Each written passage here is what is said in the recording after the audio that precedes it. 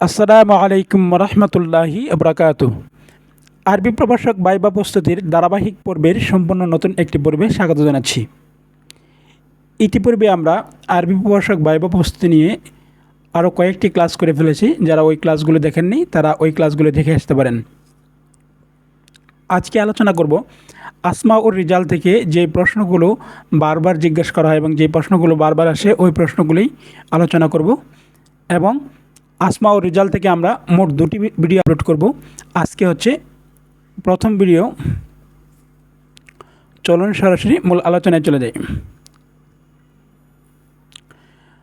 আসমা ও রিজাল থেকে প্রথম প্রশ্ন, হজরত আবু হুরাইরা রাদিয়াল্লাহু তাআলা আনহুর নাম কি? জাহিলি যুগে নাম ছিল আবদে শামস বা আবদে আমর।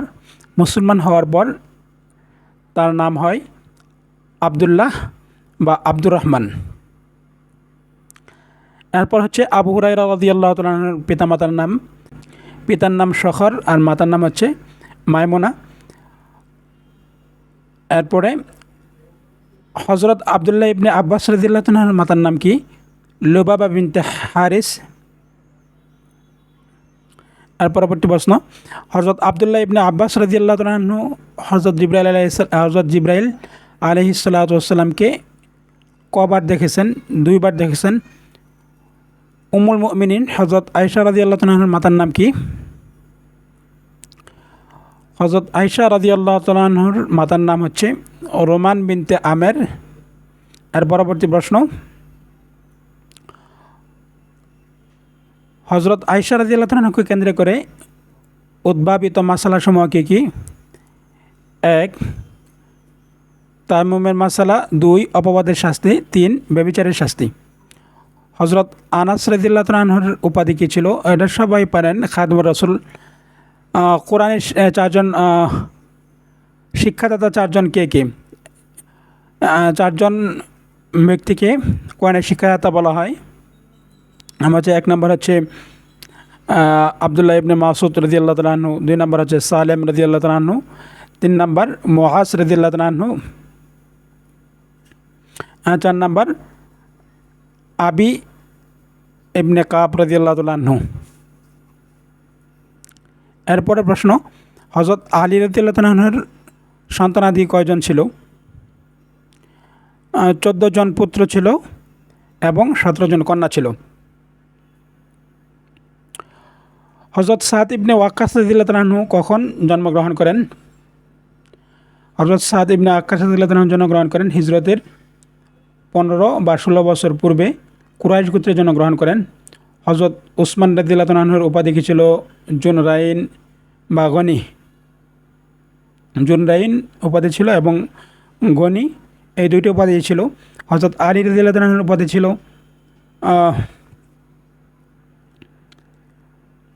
হযরত আলী রাদিয়াল্লাহু তাআলা আনহুর উপাধি ছিল মুরতাজা, হায়দারি কারার। মহানবী সাল্লাল্লাহু আলাইহি সাল্লাম রাসূল সাল্লাল্লাহু আলাইহি সাল্লামের পরে সর্বোত্তম মানবকে? রাসূল সাল্লাল্লাহু আলাইহি সাল্লামের পরে সর্বোত্তম মানব হচ্ছে আবু বকর রাদিয়াল্লাহু তাআলা আনহু। রাসূল সাল্লাল্লাহু আলাইহি সাল্লাম তার সম্পর্কে কি বলেছেন?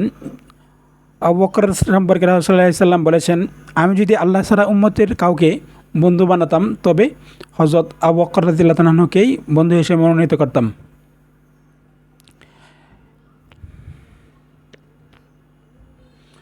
এরপর আরেকটি প্রশ্ন, ইসলামের রাজতন্ত্রের প্রতিষ্ঠাতাকে? ইসলামের রাজতন্ত্রের প্রতিষ্ঠাতা হচ্ছে মুয়াবিয়া রাদিয়াল্লাহু তাআলা আনহু। রাসূল সাল্লাল্লাহু আলাইহি সাল্লামের প্রিয় ভাজন উপাধি কি?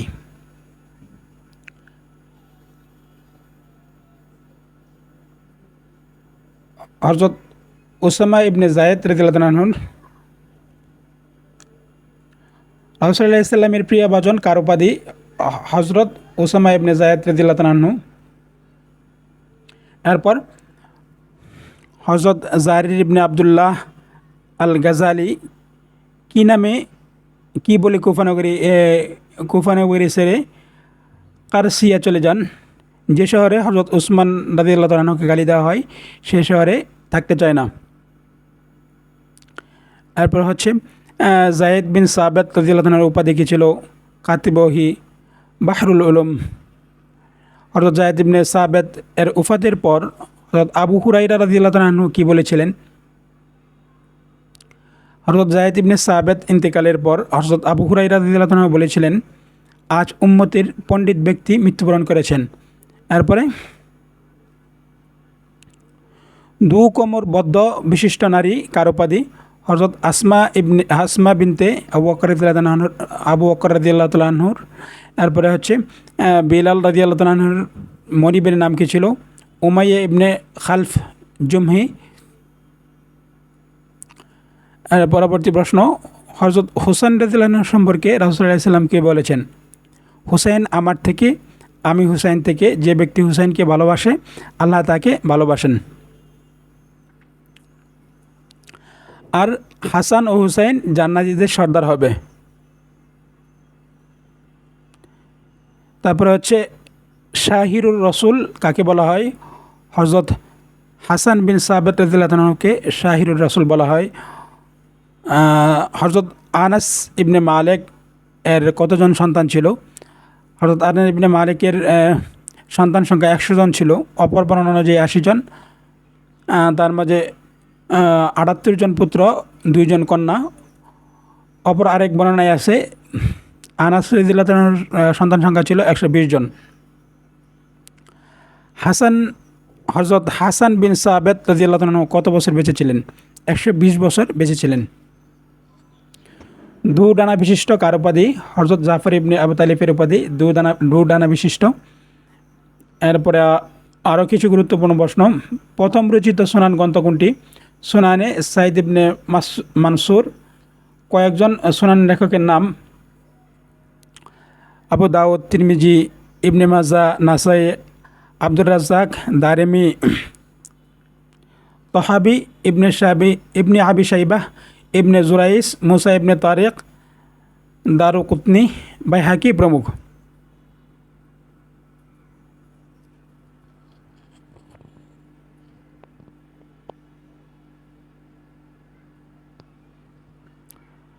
এরপর হচ্ছে রাসায়েল কাকে বলে? এমন গ্রন্থ, রাসায়েল হচ্ছে এমন গ্রন্থ যাতে নির্দিষ্ট প্রকার বা অধ্যায়ের হাদিসসমূহ একত্রিত করা হয়। রাসায়েল গ্রন্থের সূচনা করেন কে? রাসায়েল গ্রন্থের সূচনা করেন হযরত যায়েদ ইবনে সাবিত। আরবাইন কাকে বলা হয়? এমন গ্রন্থকে আরবাইন বলে যাতে 40টি হাদিস লিপিবদ্ধ রয়েছে। সর্বপ্রথম আরবাইন কে রচনা করেন?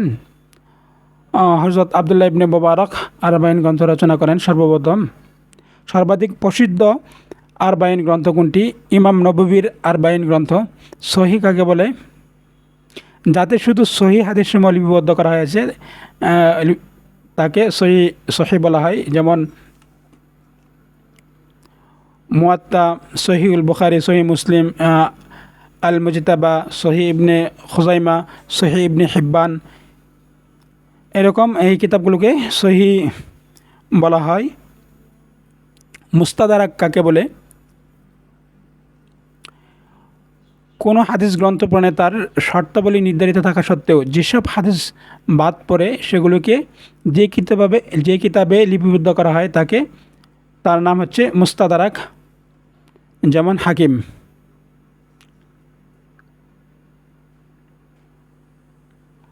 এরপর হচ্ছে মুস্তাখরাজ কাকে বলে? পূর্ববর্তী কোনো হাদিস গ্রন্থকে সামনে রেখে সেই গ্রন্থের হাদিসগুলোর সমর্থন, সেই সনদ ও মতনকে সামনে রেখে নিজ উস্তাদগণের সনদ ও প্রণেতা বা তার উস্তাদ পর্যন্ত পৌঁছে দেওয়াকে মুস্তাখরাজ বলে। যেমন আবি আওয়ানাহ প্রণীত মুস্তাখরাজ, এটি সহি মুসলিম প্রসঙ্গে লেখা হয়েছে। আবু নাইম প্রণীত মুস্তাখরাজ, এটি সহি বুখারী প্রসঙ্গে লেখা হয়েছে। আবু আলী প্রণীত মুস্তাখরাজ, এটি জামিউত তিরমিজির উপর লেখা হয়েছে। হাদিস গ্রন্থসমূহ কয় ভাগে বিভক্ত? হাদিস গ্রন্থসমূহ 5 ভাগে বিভক্ত। প্রথম ভাগে কোন কোন কিতাব রয়েছে? যেসব গ্রন্থ সহি হাদিসসমূহের জন্য খাস সেগুলো এ ভাগে রয়েছে। হাদিসের 5 ভাগের মধ্যে প্রথম ভাগে রয়েছে সহি হাদিসসমূহের জন্য খাস, সেগুলো রয়েছে প্রথম ভাগে। এক নম্বর হচ্ছে মুয়াত্তা, সহিহুল বুখারী, আর হচ্ছে সহিহ মুসলিম। এরপরে দ্বিতীয় ভাগে কোন কোন হাদিস গ্রন্থ আছে এই গ্রন্থগুলো পড়ে নেবেন। দ্বিতীয় ভাগে সুনানে নাসাই, সুনানে আবি দাউদ, সুনানে তিরমিজি, মুসনাদে আহমদ, মুসনাদে দারমি, এগুলো পড়ে নেবেন। তারপর হচ্ছে তৃতীয় ভাগের হাদিসগুলো পড়ে রাখবেন। তৃতীয়, চতুর্থ এবং পঞ্চম ভাগের এই হাদিসগুলো পড়ে নেবেন। তারপরে প্রশ্ন, আল্লামা মুস্তাক আহমদ বিভিন্ন হাদিস গ্রন্থ সম্পর্কে কী অভিমত পেশ করেছেন?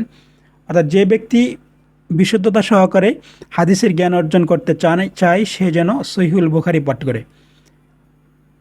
আরও কিছু কথা বলেছেন, যে ব্যক্তি সুন্দর বাচনভঙ্গির বিশুদ্ধ রওয়ায়াত সমূহের জ্ঞান অর্জন করতে চায় সে যেন সহিহ বুখারী পাঠ করে।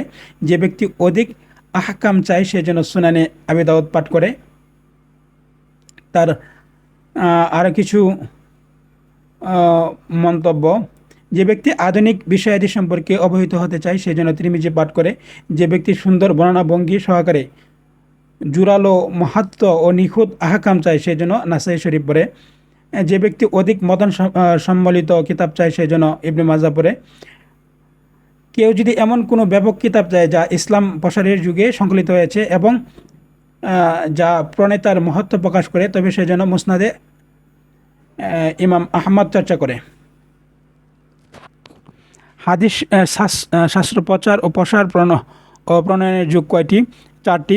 প্রথম যুগ, এই যুগের সূচনা হয় মহানবী সাল্লাল্লাহু আলাইহি সাল্লামের যুগে এবং শেষ হয় হিজরি প্রথম শতাব্দীর শেষের দিকে। দ্বিতীয় যুগ, হিজরি দ্বিতীয় শতাব্দীর প্রারম্ভ থেকে হিজরি তৃতীয় শতাব্দী পর্যন্ত। তারপর হচ্ছে তৃতীয়, এই যুগ হিজরি তৃতীয় শতকের শেষার্ধ থেকে হিজরি পঞ্চম শতকের শেষ পর্যন্ত। তৃতীয় শতকের শেষ ভাগে হাদিস সংকলন এবং কিতাবাদি প্রণয়নের কাজ পূর্ণতা লাভ করে। চতুর্থ যুগ, এই যুগে ষষ্ঠ শতাব্দী থেকে শুরু হয়ে বর্তমান যুগ পর্যন্ত। এরপর ইতিবার কাকে বলে? হাদিসের কিতাবসমূহ হতে মোতাবেক ও শাহেদ হাদিসসমূহ অন্বেষণ করার নাম হচ্ছে ইতিবার। তারপর হচ্ছে মাতরুক কাকে বলে? যে রাবি আচার ব্যবহারে মিথ্যাবাদী বলে খ্যাত, তার রেওয়ায়েতকে এবং প্রচলিত বিধানের বিপরীত রেওয়ায়েতকে মাতরুক বলে। কোরআন ও হাদিসে কুচ্ছির মধ্যে পার্থক্য কী? কোরআন মাজিদ এবং হাদিসে কুচ্ছির মধ্যে পার্থক্য কী? এর মৌলিক কিছু পার্থক্য হচ্ছে, কোরআন দ্বারা নামাজ শুদ্ধ হয়, কোরআন অপবিত্র অবস্থায় স্পর্শ করা বৈধ নয়, কোরআন মুজেজা তথা অলৌকিক, তারপরে কোরআন অমান্যকারী কাফের একমাত্র জিবরাইল আলাইহিস সালামের মাধ্যমে অবতীর্ণ হয়েছে। আর হাদিসে কুচ্ছি হচ্ছে, হাদিসে কুচ্ছি দ্বারা নামাজ শুদ্ধ হয় না, হাদিসে কুচ্ছি অপবিত্র ব্যক্তি এর স্পর্শ করা বৈধ, হাদিসে কুচ্ছি অলৌকিক নয়, হাদিসে কুচ্ছি অমান্যকারী কাফের নয়, হাদিসে কুচ্ছি ইলহাম বা স্বপ্নযুগে অবতীর্ণ হয়েছে। জুমলাতুল হাদিস তথা হাদিসের বাহকগণের স্তর কয়টা? হাদিসের বাহকগণের স্তর হচ্ছে 2টা, একটা হচ্ছে আলা, একটা হচ্ছে আসফাল। এই স্তরে 3জন, একজন হচ্ছে মুহাদ্দিস, মুআল্লাফ, মুসনাদ। আসফালে 3টি, একটা হচ্ছে হাফিজ, হুজ্জাত, আর একটা হচ্ছে হাকিম। এরপর হাদিস সংগ্রহের পদ্ধতি কয়টি? হাদিস সংগ্রহের পদ্ধতি হচ্ছে 8টি। হাদিস সংগ্রহের পদ্ধতি 8টি। 1 নম্বর হচ্ছে সামাউ, 2 নম্বর আল কিরাআতু আলা শাইখ, 3 নম্বর হচ্ছে আল ইজাজাতু, 4 নম্বর আল মুনাওয়ালাতু, 5 নম্বর আল মুকাতাবাতু, 6 নম্বর ইলামুশ শাইখ, 7 নম্বর হচ্ছে আল ওয়াসিয়াত, 8 নম্বর হচ্ছে আল ওয়াজদ। এরপর হচ্ছে মুখসিরিন কাদেরকে বলা হয়? যাদের থেকে 1000-এর অধিক হাদিস বর্ণিত হয়েছে তাদেরকে মুখসিরিন বলা হয়, যেমন হযরত আবু হুরায়রা রাদিয়াল্লাহু আনহু, আব্দুল্লাহ ইবনে আব্বাস। এরপর হচ্ছে সবচেয়ে গুরুত্বপূর্ণ যে প্রশ্নটা, এটা বারবার করা হয়, মুখসিরিনগণের সংখ্যা কয়জন? মুখসিরিনগণের সংখ্যাগুলো একদম সবসময় এটা মুখস্থ রাখতে হবে। মুখসিরিনগণের সংখ্যা হচ্ছে সাতজন। এর মধ্যে এই সাতজনের নাম এবং এদের বর্ণিত হাদিস সংখ্যা আপনাদের অবশ্যই মুখস্থ রাখতে হবে। হযরত আবু হুরায়রা রাদিয়াল্লাহু আনহু, এক নম্বরে হচ্ছে হযরত আবু হুরায়রা রাদিয়াল্লাহু আনহু, তিনি সর্বাধিক হাদিস বর্ণনা করেছেন। তার বর্ণিত হাদিস সংখ্যা হচ্ছে 5374। এরপর হচ্ছে হযরত আব্দুল্লাহ ইবনে উমর, তার বর্ণিত হাদিস সংখ্যা হচ্ছে 2630। এরপর আনাস ইবনে মালিক রাদিয়াল্লাহু আনহু, তার বর্ণিত হাদিস সংখ্যা 2286। এরপর হযরত আয়েশা বিনতে আবু বকর সিদ্দিক রাদিয়াল্লাহু আনহু, তার বর্ণিত হাদিস সংখ্যা 2210। এরপরে হযরত আব্দুল্লাহ ইবনে আব্বাস রাদিয়াল্লাহু আনহু, কর্তৃক বর্ণিত হাদিস সংখ্যা 1610। তারপরে হযরত জাবির ইবনে আব্দুল্লাহ আনসারী রাদিয়াল্লাহু আনহু, তিনি হাদিস বর্ণনা করেন 1540। এরপর হযরত আবু সাঈদ খুদরি রাদিয়াল্লাহু আনহু, তিনি হাদিস বর্ণনা করেন 1170। এই মুখসিরিন রাবিগণের সংখ্যা হচ্ছে এই সাতজন, এবং এই সাতজনের নাম এবং এদের বর্ণিত হাদিস সংখ্যা অবশ্যই আপনাকে মুখস্থ রাখতে হবে। মুতাওয়াসসিতিন কাদের বলা হয়? এই মুতাওয়াসসিতিন কাদের বলা হয়, এটা আপনার অবশ্যই মুখস্থ রাখতে হবে। যাদের থেকে 500-এর অধিক হাদিস বর্ণিত হয়েছে তাদেরকে মুতাওয়াসসিতিন বলা হয়। যেমন আব্দুল্লাহ ইবনে মাসউদ রাদিয়াল্লাহু আনহু। মুকিল্লিন কাদের বলা হয়? এই মুকিল্লিন কাদের বলা হয় এটা মুখস্থ রাখবেন। যাদের থেকে কমপক্ষে 40টি হাদিস বর্ণিত আছে তাদেরকে মুকিল্লিন বলা হয়। যেমন হযরত বারা ইবনে আজিজ রাদিয়াল্লাহু আনহু প্রমুখ। আনাস রাদিয়াল্লাহু আনহু। তাবিঈদের মধ্যে থেকে কারা মুহাদ্দিস হিসেবে প্রসিদ্ধ ছিলেন? তাবিঈদের মধ্যে যে সমস্ত লোকগণ মুহাদ্দিস হিসাবে প্রসিদ্ধ ছিলেন তার মধ্যে এক নম্বর হচ্ছে হযরত ইবনে শিহাব জুহরি রহমতুল্লাহ আলাইহি। এরপরে হচ্ছে হযরত সাঈদ ইবনে মুসাইব রহমতুল্লাহ আলাইহি। এরপরে হচ্ছে হযরত উবাইদুল্লাহ ইবনে আবদুল্লাহ। এরপর হযরত রাওহা ইবনে জুবাইর, হযরত সালমা ইবনে আবদুল্লাহ, হযরত আবদুল্লাহ ইবনে মুবারক, হযরত মাসরুক। এই বিষয়গুলো হচ্ছে আপনাকে অবশ্যই জানা থাকতে হবে। তো আজকের মতো এই পর্যন্তই, আবার কথা হবে নতুন কোনো পর্বে। সেই পর্যন্ত সকলে ভালো থাকবেন, সুস্থ থাকবেন। আসসালামু আলাইকুম ওয়া রাহমাতুল্লাহি ওয়া বারাকাতুহু।